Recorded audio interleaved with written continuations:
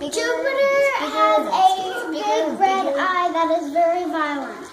Wesley? When you shake it, it demonstrates a tornado. Sophia. It has a great red eye. Sasha. It has rings. Every year, the eye of the hurricane is gradually shrinking, and in 100 years, there will be a new one. Maxim. I think this is a really cool science project. And, yeah.